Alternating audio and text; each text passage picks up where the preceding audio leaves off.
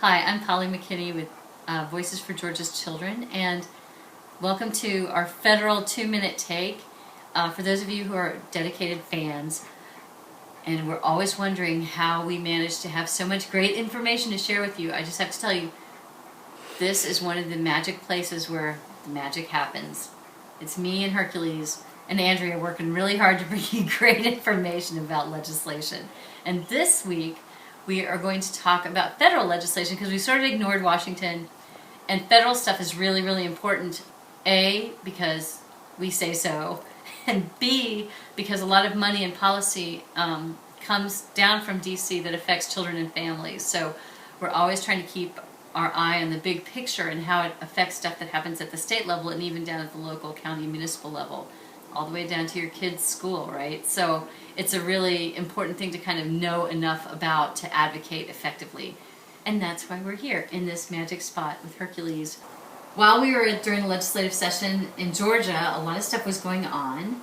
One of the big pieces of legislation that passed was called the Children's Health Insurance Program Reauthorization. It was tied in with a Medicare bill. CHIP, Children's Health Insurance Program, is the program that funds Peach Care for Kids. And for those of you not familiar with Peach Care for Kids, it's a program that helps cover health insurance, provides health insurance for children whose parents don't make enough money to purchase private insurance for them. So this money that comes from the federal government funds most of that for these kids. So it was really important to get it reauthorized because it was going to go away in September. So now it's reauthorized all the way up to 2018, which we're very excited about. It's very good news. Just to be clear, the president has already signed the Children's Health Insurance Program reauthorization, so that has been enacted.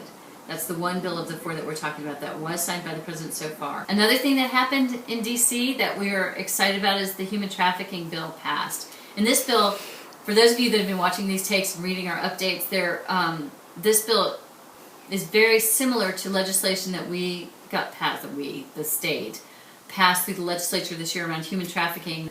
It makes it easier for kids to get services, kids who have been exploited to get services. It sets up a fund, and it kind of brings down the hammer on the bad actors in that scenario, on the traffickers, and the people who buy those services. So we're very excited that that bill passed the Senate.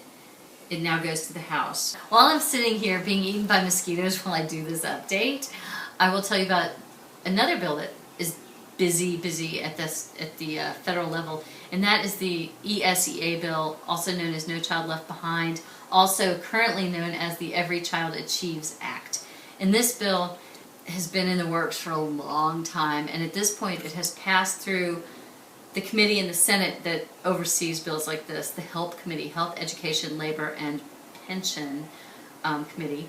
And it passed unanimously through that committee, and so now it goes to the full Senate for consideration. And we're kind of excited about it because it puts a lot of beef into early education programs to help states. It also maintained the 21st Century Learning Centers that are after-school programs that Georgia has a bunch of.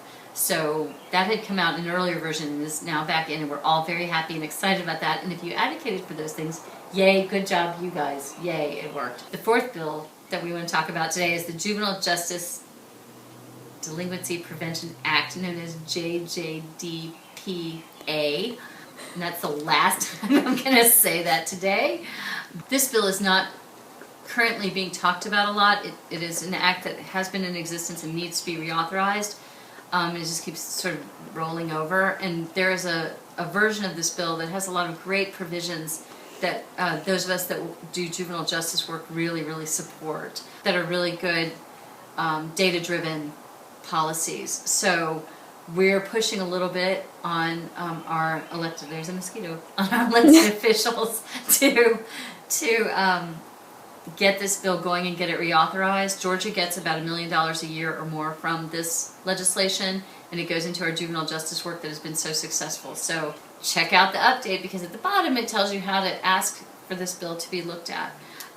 If you want to see the update, you can click here. Here. I heard you can click here by the chicken coop. Up there, you can click right here. That's kind of it. We hope that these go really well, and we hope that you like them. Andrea is telling me to say stay tuned for more updates, because we'll try to keep you informed about what's going on in D.C. way over there. Thanks, bye.